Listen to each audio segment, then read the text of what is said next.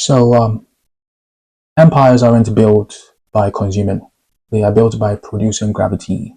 If your mind is trained to scroll, binge, and react, you can't lead capital, teams, or nations. A consumer brain will never create sovereign outcomes. As simple as that.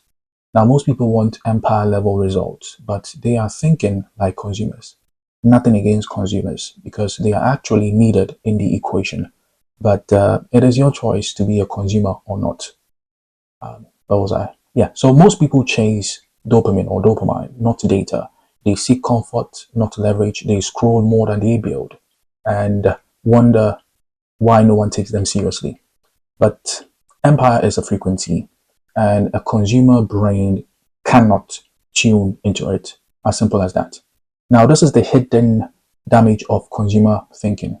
Every time you scroll without intent, you weaken your executive function.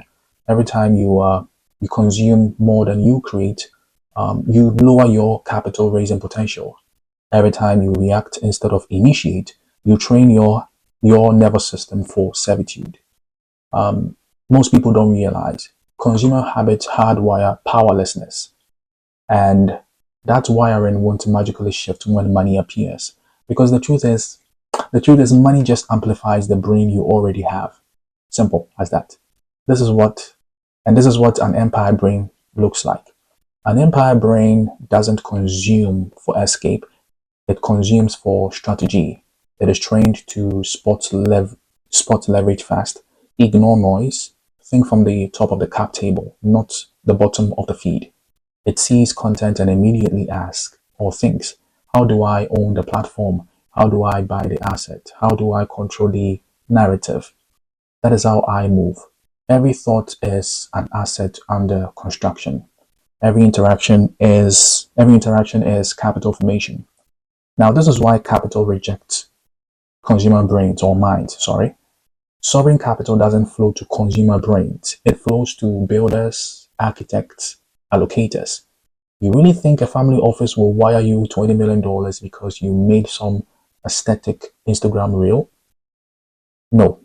They are looking at how you think. And if you can't sit in stillness, if you can't speak in frameworks, if your nervous system is triggered by delay, friction, or silence, then you are not yet worthy of scale. Now, here's the difference. A consumer brain thinks in hours. An empire brain thinks in decades. A consumer brain obsesses over price. An empire brain obsesses over control. A consumer brain fears failure. An empire brain calculates in it. It runs the model anyway. If you are going to scale to 1 billion, you can't afford default wiring. You must re-engineer your cognitive operating system. Everything in your mind must serve capital, skill, and civilization.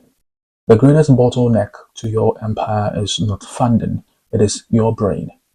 As long as you think like a consumer, you will build what consumers build: debt, dependency, and dopamine addiction. But the moment you switch frequencies, the world opens up because the capital you want is waiting on the brain you refuse to build.